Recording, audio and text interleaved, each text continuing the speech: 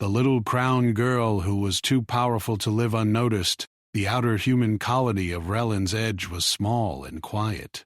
It floated near the border of known space, far from the great human worlds. Most people there worked simple jobs. They repaired ships, watched sensors, and waited for supply fleets that arrived only a few times each year. Life was slow, and danger was rare, or so everyone believed. On one silent rotation, the early warning alarms screamed without warning. Red lights filled the control station. Long-range sensors showed unknown ships exiting fold space far too close to the colony. They were not human. Their shapes were sharp and wrong, like broken metal claws drifting through the dark. Defense crews rushed to their posts. Old rail cannons powered up, and shield arrays strained to life. The colony was not built for war. It was built to survive and stay unnoticed. But now it had been noticed. The alien ships did not open fire at first. They circled, scanning. Their movements were careful, almost nervous. Then smaller craft broke away and rushed toward the habitat rings. A human patrol unit launched to intercept. Their leader was a tired officer who had seen too many empty years and too little action. He expected death. Instead, something strange happened. As the first shots were fired, the alien weapons failed. Beams flickered and died in empty space. Missiles drifted off course and vanished. Human sensors went blind for several seconds, then came back stronger than before. The patrol unit pushed forward, confused but alive. Without warning, one alien transport crashed into the outer ring. It tore through metal and spun away, venting air and debris. Emergency teams rushed to seal the damage. They expected bodies, fire, and chaos. Inside the wreckage, they found none of that. They found a child. She was sitting calmly in the center of the ruined transport. She was small, no older than 8 by human measure. Her clothes were simple and dark, untouched by fire or vacuum. On her head rested a thin metal crown. It was not decorative. It was smooth, old, and fused into place as if it had grown there. The child looked at the humans without fear. Her eyes were clear and quiet.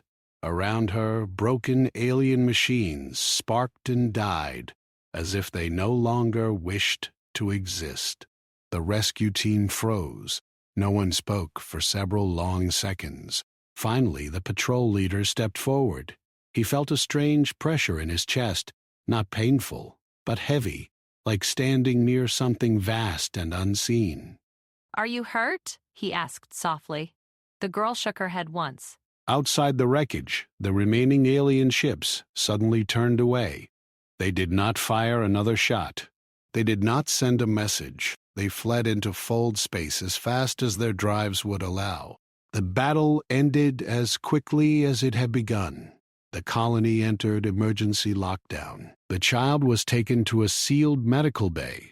Doctors tried to scan her, but every machine failed the moment it focused on the crown. Hand tools stopped working when they came too close. Even simple lights dimmed around her. Still, the girl caused no harm. She sat on the bed and watched the humans move around her. She listened more than she spoke. When she did speak, her voice was soft and careful. "I will not break you," she said once, after a doctor flinched while adjusting equipment. The words sent a chill through the room. The patrol leader argued with command. Standard rules demanded that unknown alien assets be reported and transferred, but something deep in his mind told him that doing so would be a mistake that could not be undone. "She's not a weapon," he said. "Not like they think. And if higher command comes here, this place will become a battlefield." He had none, only instinct. In the end, the delay saved them. Far beyond the colony and space that humans had never mapped, massive structures awakened. Ancient sensors that had slept for ages detected a signal that should not exist. It was faint but impossible to ignore. A living presence, balanced on the edge between control and collapse. Alien councils gathered. Old fears returned. Records were opened that no one alive remembered writing. The signal pointed to human space. Back on Rellin's edge, the girl stood at a viewport and looked at the stars. The patrol leader watched her from a distance. "What is your name?" he asked. She thought for a long moment. "I have many," she said. "Here, I do not need one yet." He did not know why, but he believed her. That night, long-range sensors picked up a brief echo. Something had noticed the colony. Something vast. The little crown girl closed her eyes. "They will come," she whispered. And for the first time in many years, the human colony understood that staying unnoticed was no longer possible. Life on Rellin's edge changed slowly after the girl arrived. The humans tried to keep her safe, moving her between secure areas. The crown on her head glimmered faintly in the dark, like it had its own life. The scientists could not explain it. Machines failed near her. Even simple pens and paper seemed to resist her presence. The girl spent most of her time observing. She never played like other children. She watched the humans work, listened to their conversations, and sometimes traced the shapes of stars with her small fingers. She learned quickly. In a week she could name planets, stars, and ships that she had never been near. She seemed to know things without being taught. The patrol leader, whose name was Loran, kept a close eye on her. He noticed subtle changes in the colony. Shields held longer. Energy supplies lasted longer. Even crops in the biodomes grew faster than expected. Whenever the girl was near, the colony seemed to improve. One afternoon, a new officer arrived from Central Command. Her name was Rena. She was serious and strict, used to rules and reports. She demanded answers about the child. Loran tried to explain, but Rena only saw irregularities and danger. "She is not an asset we can control," he said. "We do not understand her, but we know she is powerful. That is why we must hide her." Rena frowned. "Hiding is not an option.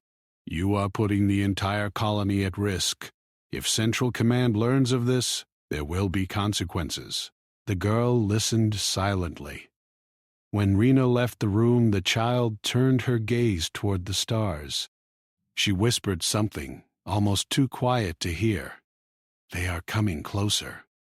They will not wait." Loran shivered. He did not know how she knew, but he believed her. That night, the colony's sensors picked up a small, silent probe drifting into the system. It was alien in design, tiny, but precise. Humans tried to destroy it, but their weapons failed. The probe floated past their defenses and disappeared near the outer habitats. The girl was there, watching. She raised her hand slightly, and the probe tilted in space as if responding to her will. It spun slowly and then disappeared in a flash of light. The humans who witnessed it did not speak. They feared asking questions, knowing there would be no answers. Days passed. Humans tried to study the girl in secret. They wanted to understand the crown, the power she carried, and why she seemed connected to things beyond their comprehension. Every attempt to measure her abilities failed. Lights flickered, sensors froze, and instruments broke. Even the most patient scientists gave up. The girl simply sat quietly, watching, learning, and sometimes smiling faintly when humans looked puzzled. Rena returned. She had come to take the girl back to Central Command. Lauren tried to stop her. The girl spoke for the first time clearly to both adults. "You cannot take me. I will not leave. I protect this place. I protect you all. Those who seek me will bring fire. You will not survive it without me." Rena paused. She had not expected the girl to speak so firmly. Something about the crown, the way it caught the dim light, made her step back. She could not explain it, but she felt the truth of the child's words. Before any decision could be made, the colony's long-range sensors detected movement. Not a fleet, but many ships in fold space preparing to jump in. The humans scrambled defenses. The child stood on the observation deck, calm and pointed at the stars. "They will strike first at the edge," she said. Then she added, softly, "Do not be afraid. I will not let them take this place. Not now, not ever." For the first time, the humans realized that hiding her might have been the only chance to survive. She was not a child to be protected. She was a force they could not fully understand, but one they had to trust. As night fell over the colony, small flashes of light appeared in the sky.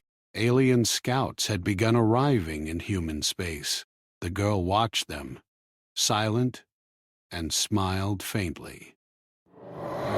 She knew the war had only begun. The humans were about to see what they had never believed possible, and she would guide them silently, as always. The alien empire watching from the dark edges of space was filled with unease. They had detected the energy signature the girl emitted. It was unlike anything they had ever seen. Ancient records spoke of living weapons, of beings that could bend matter and energy with thought alone. Now the humans held such a being, and they did not even know how to use her. The council debated, but the decision was unanimous. She could not live. If allowed to survive, she would tip the balance of power far beyond anything imaginable. A strike force was assembled, one designed not just to kill, but to erase everything connected to her. Back on Rellin's Edge, the humans tried to prepare. The girl had grown quieter. She spent hours staring at the stars, as if reading messages invisible to human eyes. Scientists and engineers tried to improve defenses, but nothing seemed enough. Then small changes began to occur. Energy flowed differently. Shields strengthened themselves without explanation. Weapons recalibrated automatically. Loran noticed these changes but did not speak of them. He understood that the girl's presence altered reality in subtle, protective ways. Rena, still skeptical, observed closely. She began to suspect that the child was more than anyone imagined. Even her strict logic failed to explain the strange events. When the first alien strike fleet arrived, they expected chaos and blood. Instead, confusion met them. Weapons failed, sensors blinked and died. Alien pilots reported systems shutting down without reason. Ships collided or drifted off course. The humans fought back with ordinary tools, and yet, for the first time, the defenders gained ground. The alien commanders could not understand why. Inside the fortress command center, the girl lifted her hands slightly. The crown glimmered softly. Energy waves rippled outward. Human officers reported sudden improvements in shields and power grids. The patrol leader Loran realized she was not merely observing. She was controlling, guiding, protecting. He had no words to describe it, only a sense of awe and fear. As battle raged, the girl spoke once to the humans, who could hear her in the comm network. Her voice was calm but firm. "Do not give me away. Those who come will bring fire. They will not listen to reason. Stand with me, or all will be lost." The humans hesitated. Fear tempted them to surrender the child, but instinct told them otherwise. They had seen what she could do. Giving her up was unthinkable. The first wave of alien attacks faltered. Ships were destroyed, retreating, or drifting into empty space. Yet, the humans knew this was only the beginning. The aliens would come again, stronger and wiser. The girl sensed it too, staring at distant stars as if reading the patterns of an unseen war. Loran approached the child. He feared asking questions, but he had to understand. "What are you?" he asked softly. "I am what comes after fear," she replied. "I am what humans can become when they choose to protect, not destroy. They will test you, but you will rise if you follow me." Her words left no room for argument. Even Rena felt the truth in them. She had come to take the child, but now she understood she could do nothing but watch, learn, and obey. The alien empire, sensing failure, regrouped in distant space. Their strikes would come in force, designed to leave nothing behind. The humans had days at best, hours at worst, to prepare. They did not understand fully what protected them, only that the child's presence was the key. At night, when alarms were quiet, the girl stood on the observation deck and looked at the stars. She whispered to herself, barely audible, "They do not know what I am yet. Soon they will. Soon they will remember the old fear and regret it, but they will learn too late." And far in the darkness, alien eyes watched, calculating, plotting, and trembling. They had never encountered a being like her. They did not know that the small human colony, guided by a silent crowned child, was about to challenge the fate of entire worlds. The alien fleet arrived sooner than the humans expected. Massive shapes drifted out of fold space, their hulls black and sharp, casting long shadows over Rellin's edge. The colony's alarm screamed, and humans rushed to their stations. It was clear that the battle this time would not be a simple skirmish. The girl stood on the observation deck, small and calm, her crown catching the dim light. She did not need to. Every human present felt a strange certainty, an invisible presence shielding them. The first wave of attack struck the outer defenses. Explosions shook the habitat rings. People screamed and ran, trying to secure their stations. The patrol leader, Loran, barked orders, trying to keep everyone focused. He knew that conventional weapons would not hold them alone.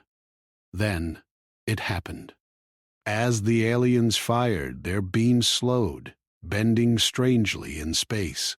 Missiles veered off course, shield grids flared beyond their designed limits.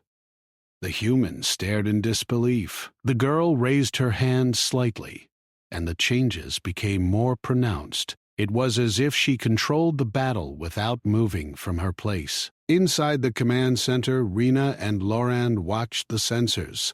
Power readings spiked in impossible ways. Energy flowed where it should not. It was not magic.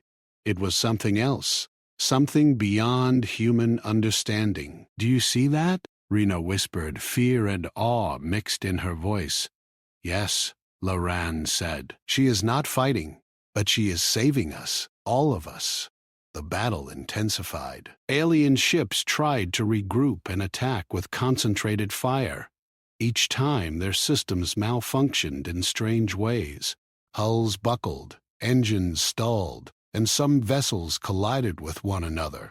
The humans realized that the child's presence was the reason they survived. They had never seen such a thing, and many could not believe it. The girl moved to the edge of the observation deck and lifted the crown slightly. A pulse of energy rippled outward. Sensors recorded fluctuations in the local space-time field. Ships, both human and alien, shuddered. Human shields glowed brighter, weapons fired more accurately, and repair systems worked faster than ever before. It was as if the colony itself had become alive, responding to the girl's will. Despite the chaos, she remained calm. No one knew how she did it. Loran tried to speak to her through the comm, but his voice sounded small and weak compared to the immense energy surrounding her. "They are stronger than last time," he said quietly. "They will not reach this place," she replied softly. "Not if you trust me." Alien commanders grew frantic. Their plans failed at every turn. They could not predict the humans' movements. Their attacks were disrupted constantly, sometimes by nothing visible. Entire squadrons were lost without a single human firing directly at them. Fear spread across their ranks. They had not encountered such power in living form for millennia. Inside the colony, humans began to understand their new reality. Their fear was replaced with hope. Engineers reported systems behaving beyond design. Farmers in biodomes saw crops grow faster under artificial lights. Even the youngest children felt safer near her. Loran realized that the girl's presence altered more than the battlefield. It changed the colony itself. As the battle raged, small ships tried to sneak toward the command center. They were destroyed, not by weapons, but by systems failing around them. The humans watched in awe as alien pilots struggled to control their vessels, as if the girl's will shaped space and matter to protect them. At one point, she touched the crown again, and a shockwave rippled outward.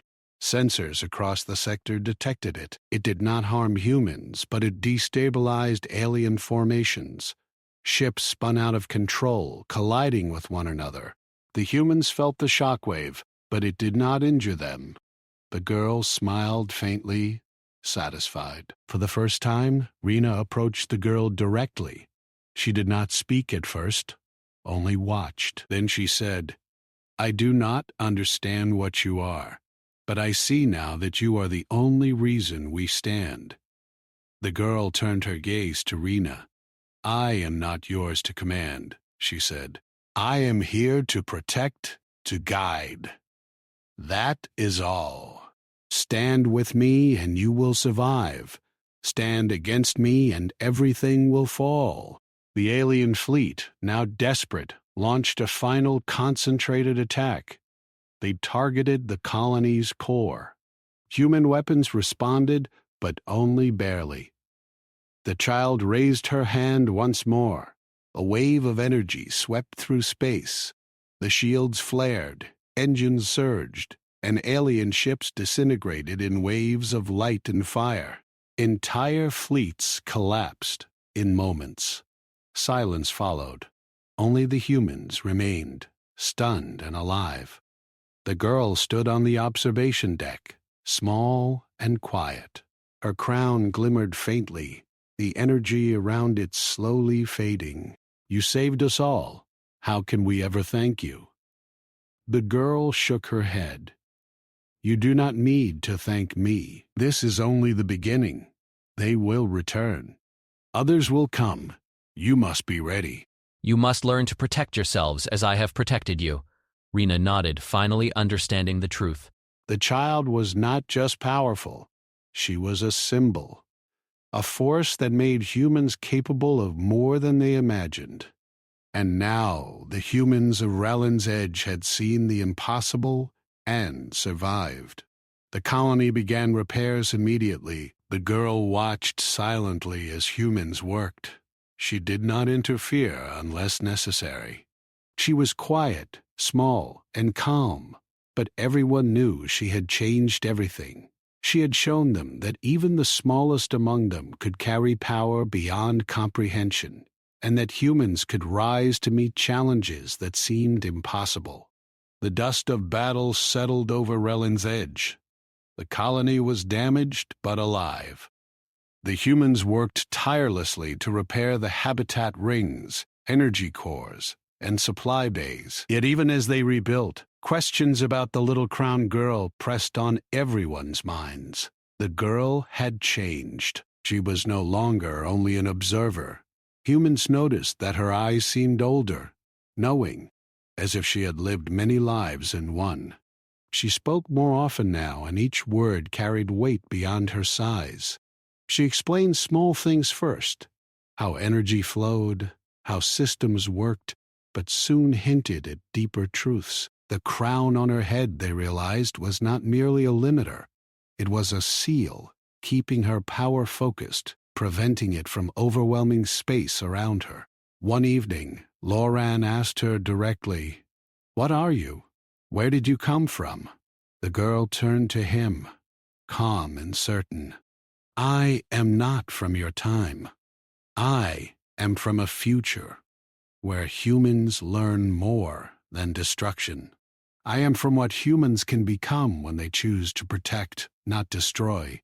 The crown keeps me small, limited, so that I do not erase everything around me." The humans could barely understand her words. The concept of a being created in the far future, sent backward through time, was impossible in their experience, yet they felt the truth in her presence. She was not an alien weapon. She was a human weapon, a protector, shaped by knowledge far beyond their comprehension. The alien empire, far beyond the colony, was regrouping. Their losses had been catastrophic, and they feared the little crowned girl more than any fleet or weapon they had ever known. Reports flooded the council. Humans had survived impossible attacks. Ships that should have been destroyed remained intact. Shields flared beyond design. The child's presence was changing the battlefield itself. The aliens began to understand. They could not defeat her in conventional ways. Every attack they tried failed. Their ships malfunctioned. Their pilots panicked. And yet, they could not retreat entirely. For fear of losing face across the galaxy, they would have to strike again, in greater force, or abandon their plan entirely. Meanwhile, humans began to adapt. They studied the girl's influence, learning how their own systems responded to her presence. Engineers discovered that energy grids became more efficient, weapons became more accurate, and repair mechanisms worked faster. The colony itself seemed to pulse with life when she was near. Scientists recorded data, though no one could fully understand it. The girl allowed them to experiment but never intervened unless necessary. She was calm, guiding, patient, teaching the humans to trust themselves through her own presence. One day, scouts reported a fleet moving faster than usual through fold space. The aliens were coming back, and this time, they were bringing everything. Humans panicked, realizing that even with the girl's protection, they faced overwhelming force. She spoke to them simply. "Do not fear. They will come. Yes. They will test your limits, but you are not alone. Stand together. Trust yourselves. I will guide, but you must act." The humans had little choice. They mobilized ships, reinforced defenses, and prepared for the approaching storm. Loran coordinated strategies, now confident in the girl's unseen influence. Rena took charge of technical operations, learning to interpret subtle cues from the Crown's energy. Every human on the colony felt a new determination. They were no longer simply hiding or surviving. They were preparing to fight in a way they had never imagined. When the alien fleet arrived, it was immense. Thousands of ships blotted out the stars. They unleashed waves of fire faster than before. Humans braced themselves. Yet, as before, the impossible happened. Weapons misfired. Shields flared stronger than designed. Energy grids overcharged and recovered instantly. Alien formations broke apart. Pilots reported systems failing at random, and hulls buckled under invisible forces. The humans were not alone, and they did not fully understand why, yet they fought as if empowered. In the heart of the colony, the girl raised her hand once more. A pulse of energy emanated from her crown, subtle yet overwhelming. Systems synchronized. Shields glowed brighter. Weapons aimed true. Repairs happened automatically. Humans stared in awe as the impossible unfolded before them. The aliens, realizing failure was inevitable, attempted a final desperate strike. Massive ships focused fire on the central core. Humans could only watch. Then the girl stepped forward. She lifted the crown completely for the first time. A shockwave rippled outward. The energy was blinding, restructuring space itself. Alien ships disintegrated in waves. Hulls buckled. Engines exploded. Entire fleets collapsed in a matter of moments. When the energy faded, silence fell. Humans stood alive, staring at the remains of the alien armada. The girl stood small, calm, unchanged in appearance. Yet the humans felt the enormity of her power. She had chosen to reveal her true strength, not to conquer, but to protect. Loran approached her, awe in his voice. "You saved all of us. You destroyed everything against us. How can we ever repay you?" She shook her head. You do not repay. "You learn. You prepare. I have shown you what humans can become when they protect and trust. This is your beginning. You must grow stronger together, or the next time even I may not be able to save you." Rena nodded, understanding finally that the child was more than a protector. She was a teacher, a guide, a reminder of what humanity could achieve when united. The humans had seen the impossible and survived. They had witnessed power beyond understanding, yet they knew the girl's lesson was clear. Strength alone was not enough. They must learn, protect, and rise together. As the humans repaired and prepared, the girl walked among them silently. She touched systems lightly, guided repair subtly, and watched as humans learned to act with competence and purpose. She remained small, quiet, and calm, but every step she took reminded the humans that even the smallest could carry unimaginable power. And they were not the same as they had been before. Humanity, guided by a small crowned child, had begun its rise among the stars. The battle was over. Rellin's Edge had survived, but the colony bore scars from the fights. Habitats were damaged, power grids were unstable, and human lives had been lost. Yet despite the destruction, hope remained. Humans had seen the impossible and survived it, and at the center of it all was the little crowned girl. She walked quietly among the humans, small and calm. Her crown still glimmered, but now it seemed lighter, less of a restraint and more of a symbol. She did not speak much. She did not need to. Humans felt her presence guiding them, giving them courage and clarity. Loran and Rena walked beside her as she observed the colony. They had learned to trust her judgment without questioning it. Every system she touched, every station she passed, seemed to improve slightly. Humans repaired faster, shields held stronger, and energy flowed more efficiently. It was subtle, but undeniable. The girl's power was woven into the colony itself. "Where will you go now?" Loran asked softly. "The war may return." The girl looked at the stars, her eyes reflecting the distant light of human settlements far beyond Rellin's Edge. "I will stay," she said. "I will remain small, quiet, and unseen, but I will guide. Humans must grow stronger, and I will be here to help when needed. But you must rise on your own too. Power without wisdom will destroy more than it protects." Humans realized that she was more than a protector. She was a teacher, a guide, and a reminder of what they could become. They had seen the future through her, glimpsed the potential of humanity, and now it was their responsibility to carry that potential forward. The alien empire had retreated far beyond human space. Stories spread among their fleets about the small human colony that had survived impossible attacks.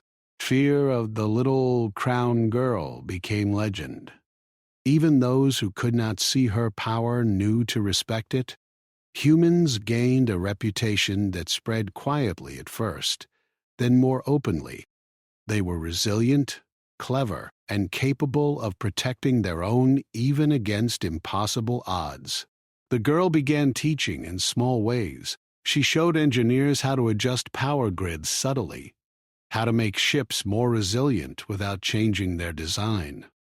She helped scientists understand energy flows in simple ways. She never forced humans to follow, but when they observed her actions, they learned more than any book could teach. One day, a fleet of human explorers passed through the system, reporting new settlements, new dangers, and new opportunities.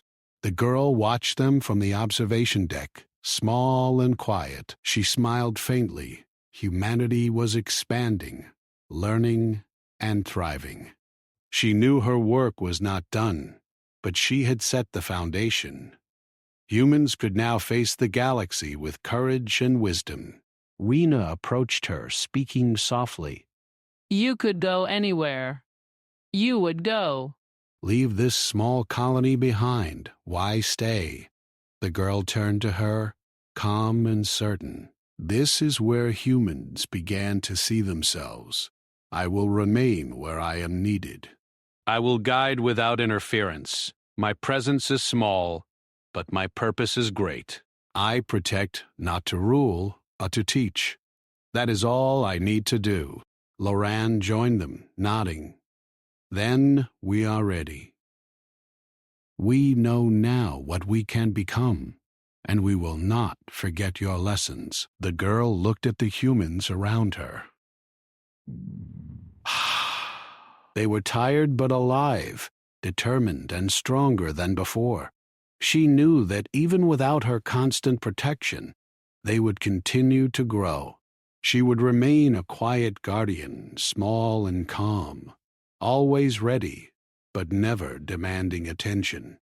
Over time, humans expanded further into the stars. They faced new challenges, strange worlds, and alien powers. But the story of the little crowned girl traveled with them, quietly inspiring those who heard it. They remembered her lessons. Protect what you can, rise together, trust in your potential, and face the impossible without fear. In the quiet moments, the girl would stand alone on observation decks, looking at distant stars. She would watch new fleets, new settlements, and new challenges. She was small, quiet, and unseen, yet her influence reached far. Humanity had been given a gift, a guide, and a glimpse of its true potential. The little crowned girl had survived, but more importantly, humanity had survived with her. They had faced the impossible and learned to rise beyond it. The galaxy would never forget them, and she would remain there, small and calm, guiding humanity from the shadows. Her purpose was complete, yet ongoing. She was the quiet power behind a rising species, a symbol that even the smallest among them could carry unimaginable strength and shape the future for all.